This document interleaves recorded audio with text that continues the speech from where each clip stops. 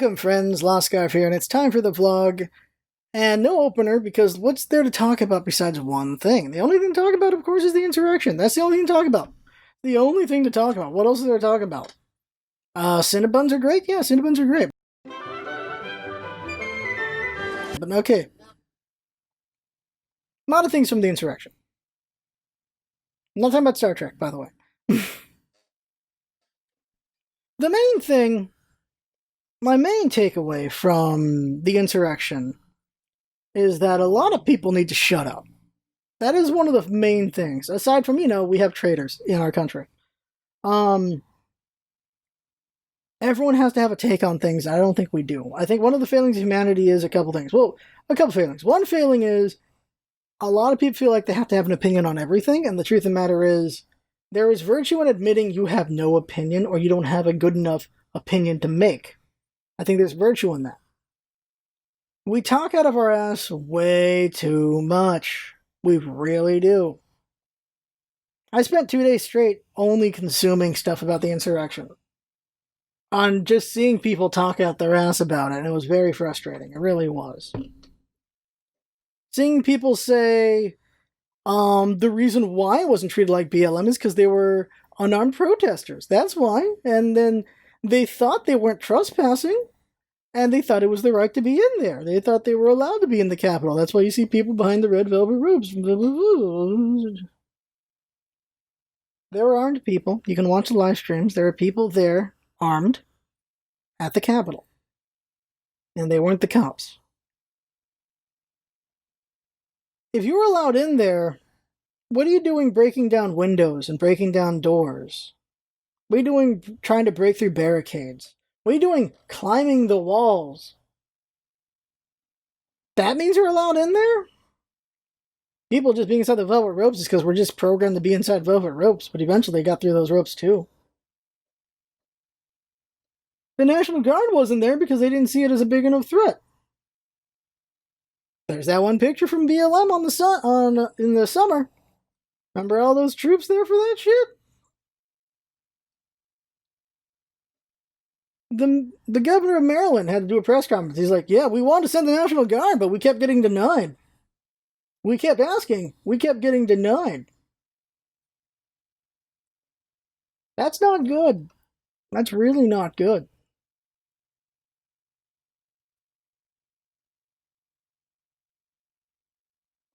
There are people who interpreted something, and that was when everyone was saying, and I said it too, if this was BLM, there'd be a massacre. And they interpreted that as, so you want all these people to get shot. No, what I'm interpreting that as, what I'm saying is, there is a double standard here, and we all know it, and we're all seeing it plain as day.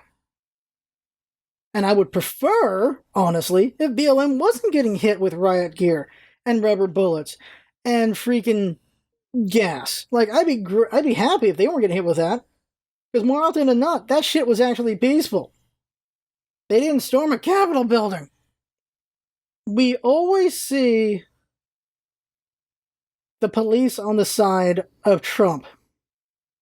And it gets really frustrating. And I don't see how the trust in the police has not been completely eroded by this situation. If BLM starts up again, I don't think it's going to go well for anybody. I just don't know. Like, it's not going to go well. Because there is even more lack of respect for the blue. There really is a lot less. They found explosive devices there. There were men with zip ties. Not a good look. Not a good look at all. But of course, they were traitors. They were traitors storming a Capitol. Every single person that was in the Capitol building that shouldn't be there should be put as traitors. They should be jailed for treason. Because that's what they were doing. That was treason. It ain't right.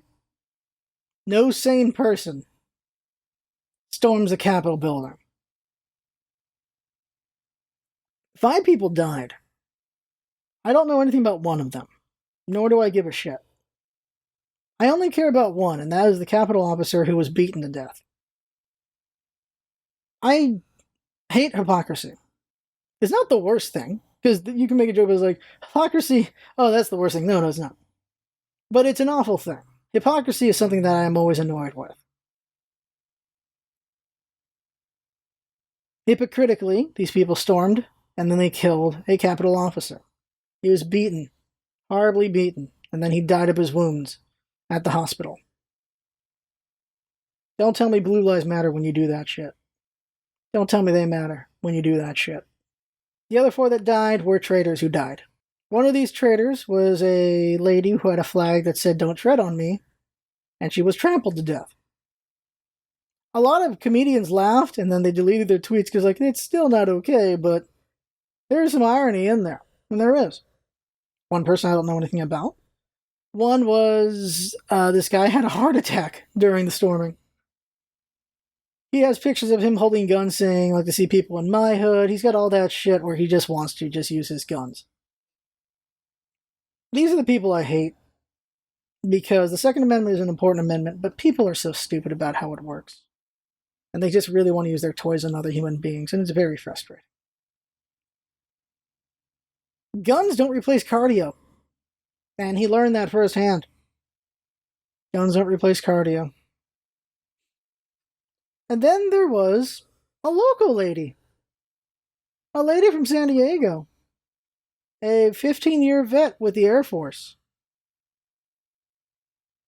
You'd think a vet would know better, but no. I watched the footage. It's not great. There's a barricade up. They're trying to evacuate congressmen and just other personnel there. And you've got these traitors trying to break down the door with all the furniture behind it. And they're telling the cops to get out of the way. Some of them are actually saying F the blue. But they're trying to get the cops out of the way because the cops are, obviously doing their job protecting it. Eventually the cops, though, get out of the way. So they can just break the barrier down. You've got men in there. You have one with a gun. So he's got his gun out and everything. He's like, "Don't get in here." He's shouting at them not to come in. And then this lady starts climbing in, and she gets shot. And she dies from her wound. A traitor died. A traitor was shot. This wasn't a patriot, this was a traitor who should be dishonorably discharged. They should not be buried in honors. That is a traitor. Do you think Benedict Arnold should be buried in honor? Do you think that? Do you think Benedict Arnold should have been buried in honor? Do you think that? Is that what you think? Do you think a traitor should be buried with honors? A goddamn traitor. Every single person in that building is a traitor. Not a single one of them is a patriot. And there's footage, and it's very frustrating. A couple of guys grabbed an American flag, threw it down, and put the Trump flag on there. And that boils my blood. The whole thing obviously boils my blood, but that really pisses me off. To act like the American flag means so much, and then replace it with a Trump flag. To say blue lives matter, and then to kill an officer. I grew up with the Republican Party. And they ain't shit no more to me. In 2016, I thought the party was doomed because Trump was just taking control of it. I thought he was going to lose, which he almost did. And the party would have to course correct or just fall apart. Didn't happen. They just kept running that ride with Trump, and now here we are. At this point, either they continue their power politics and have Trump as their thing, or they become basically two parties within one party. I don't know which way they're going to go. I'm hoping for one, but I think it's going to be the other because, well, Trump is Trump. What is ridiculous is that Ted Cruz and Howley and people like that think that Trump's cult's going to follow them when he's gone. They won't. Trump is Trump. Something much worse is going to take control of those people.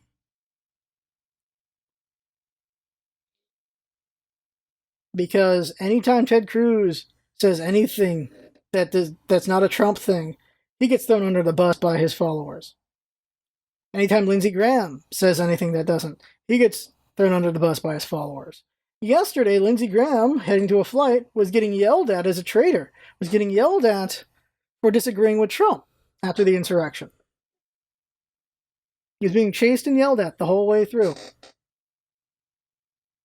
This cult is ridiculously scary. It really is. And this cult thinks it's bigger than it is. Because obviously a ton of people who voted Republican are not Trump people. They're just Republican people who don't really want Democrats to have any power. They'd rather have this Faustian bargain than just have anything Democrat. As of this recording, we have 11 more days of Trump.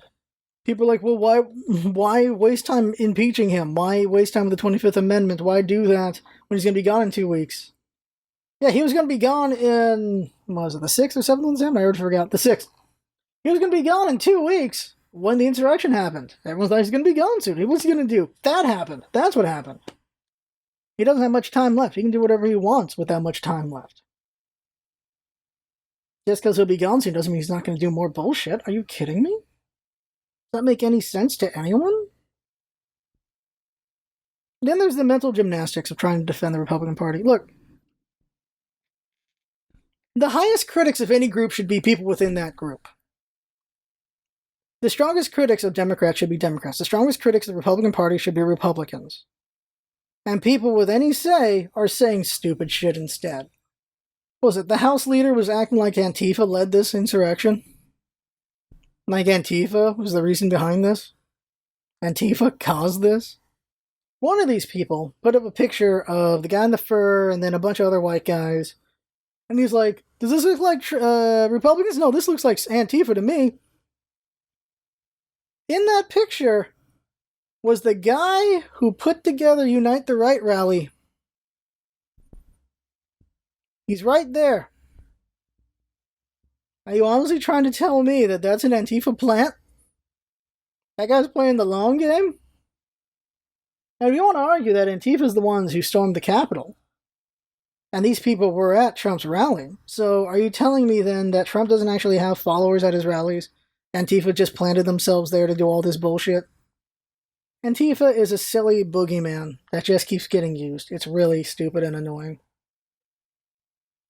Funny thing, at Trump's rally before the insurrection, there were people yelling that McConnell is a rhino, because McConnell was not going with this whole narrative that the election was stolen. And again, you can't act like Biden is this doddering old man who's incapable of anything and also act like he could steal the election. Is he a mastermind, or is he this dude who shouldn't be the president? Which one is it? Pick one. What the hell is wrong with you? There are stupid people arguing that Biden should pardon Trump, because that'll make the nation heal. Now, that wound is wide open after the storming of the Capitol. After this insurrection, after these traitors did what they did, that wound is wide open. They ain't nothing fixing that right now. Pardoning Trump only tells you you can keep doing this bullshit. That's what it does. Now, at this point, I want to see the Democrats do power politics. I really do. I want to see Democrats say, fuck it, and just go for it. They don't have excuses anymore. That was one of the things before the insurrection. People were tweeting, it's like, well, Democrats don't have an excuse again. They can do whatever they want, so they need to get shit done. It should not be on the Democrats to bridge the gap. It's always put on the Democrats to bridge the gap. If you had a friend doing that, you should be cutting them the fuck off. If you're in the situation with a friend, and sometimes that friend takes advantage of you, and then things get fringed, what's the word here? Frayed because of that. It should not always be one person fixing it every freaking time. That's an abusive relationship. Get the fudge out of that. Get the hell out of that relationship. For the last decade plus, the Democrats did a lot of just complaining. They're like, well, what the Republicans are doing is not fair. It's not okay. It's not cool. This isn't great. This isn't all right. Republicans gerrymandered the hell out of everything. Democrats like, well, that's not cool that they're gerrymandering everything.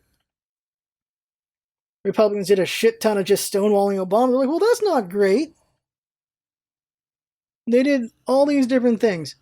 They freaking, Merrick Garland didn't even get a chance.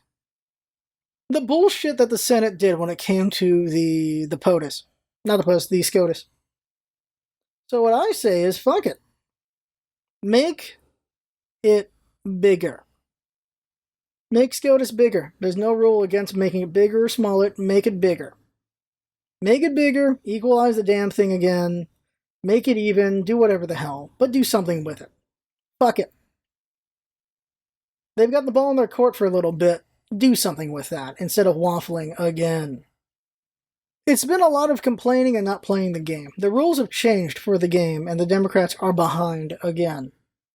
When you play catch-up on the rules, you're always going to be behind. It's literally catch-up. There you go. So, fuck it. Play power politics. That's what I want to see. I want to see the Democrats do it, because I don't see... They're not going to bridge the divide. They're just going to leave themselves open to get punched in the face in 2024. That's all they're doing. Joe Biden comes out and was like, we need a strong Republican Party, blah, blah, blah. Like, those are good bridge words. Those are good bridging the gap words. Republican Party needs to be strong. No. I don't need to be demeaning and saying that. I'm just like, ugh. Fuck it. Tear the Republicans a new one. Do some shit. They spent 4 years being sore winners. They spent 8 years being sore losers. Just do some shit. Do something meaningful with the power you have right now. What was the meaningful thing that happened last time? When Obama had power for a little bit, he got us the ACA, which was a Republican idea in the first place. I do not have a positive outlook as to what's happening next. I don't know. I think things will be worse for the regular person, but it'll be better for rich people, because that's how it always is. When the pandemic hit, they asked rich people, like, what are they going to do about the pandemic? They asked stock market dudes, what are they going to do about the pandemic? And they're like, nothing. Business as usual. And they were right. The stock market has been doing amazing during the pandemic. People forget the stock market and the economy are not the same thing. They're not. They're over here. One influences the other usually, but sometimes they don't at all, like what's happening here. Our economy's fucked right now. But the rich people are making a lot of money. You can say that's unfair. Well, this is the game again. This is the game again. If you can get in the game, then get in the game. And if you can't, well, then you're kind of fucked, and a lot of us are. This pandemic really screwed a lot of us up. Fortunately, I had enough time to build up my 401k before the pandemic happened. So my 401k is doing amazing right now from the past stuff that was put in there. 401k this year, if it was just this year, I'd be effed. I'd be so screwed. But because I built it up beforehand, it's doing well.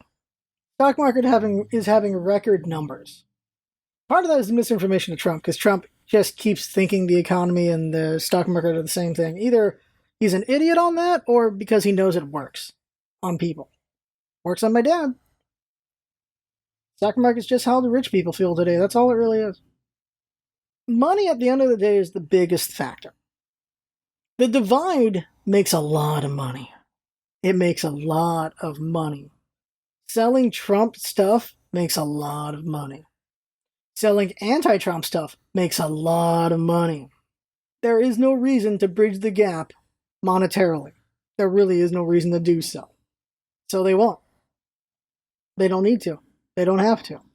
I remember in 2016, there were fears that if Hillary won and people on the right got really violent, they would attack like the Appalachians, because there's a lot of people out there who are just like more like hillbilly and more insular and all that. They're worried that they would attack the supply lines there, and that would really screw things up. Be honest, if that happened, Amazon and all those companies, they put in the money to make sure that doesn't happen. Money at the end of the day decides a lot of things. And the divide makes money. That's why I don't see the divide getting fixed anytime soon. Pessimistically, just seeing everything. No, if you got money or a semblance of it, you'll be comfortable and fine. If you don't got any money, you are effed. You are effed in the egg. That's the way I see it right now. I don't have a positive outlook on what's going to happen. I really don't. I try to be a positive person. How many years has it been since I tried to commit suicide? It's been a while. Ever since that point, I've tried my best to try to be positive, try to be optimistic. And I've done a good job of not hitting super depression anymore. Now I'm just pessimistic. I'm not depressed about what's happening. I'm just like, we're fucked. That's how I feel. And not necessarily is it a bad thing to be pessimistic, I can argue, because of a certain individual. An extremely pessimistic man that still makes great things for people. That man's name, I think he's 80 now. That man's name, you may have guessed, is Hayao Miyazaki. Hayao Miyazaki is one of the most miserable men alive today, who has made amazing things.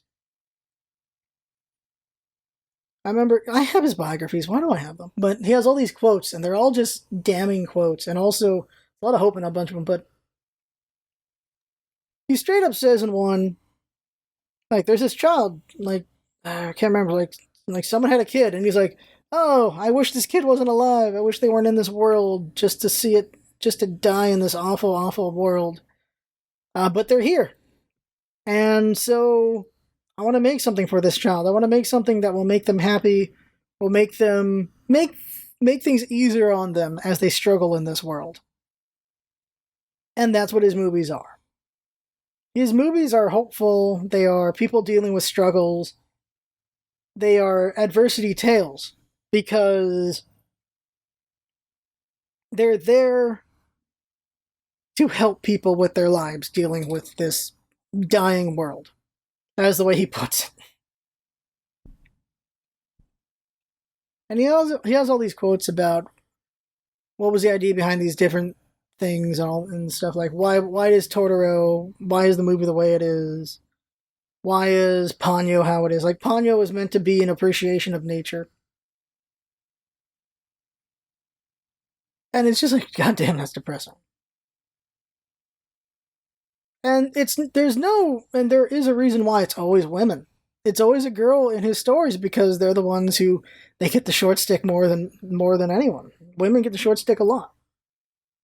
So he always has these stories of young women dealing with adversity. The only one that isn't that, I guess, is Castle Cagliostro, but there is still a woman in there dealing with bullshit. So you can still be a pessimistic person and try to make good things. So I guess that's where my head's at. I am very pessimistic about our future, but I'm still going to try to make good shit. That's the vlog. What is the positive thing to this vlog? And the only thing that can be positive from this vlog is the release of, okay, maybe Scarf thinks the same thing I'm thinking. Or I didn't think about it that way kind of thing. That's the only positive I can give you to this vlog. So I'm hoping some of you got that. Now, if you disagree with me about this or that, I don't fucking care right now, guys. I really don't. I don't care right now. I've seen so many shit takes the last couple of days. I don't fucking care. I will entertain you with every video. Or make you feel something, I suppose, with every video. I guess I should word it that way. Be more safe with that. But 2021, I'm going to make good shit. Despite how I feel, we're going to make some good shit. I can guarantee you that. And I can't wait to see how people react to them. And see if a lot of people like it or not. We'll see. Yeah, don't come to the vlogs to be entertained. Alright, that's it. That's the vlog. See you later, everybody.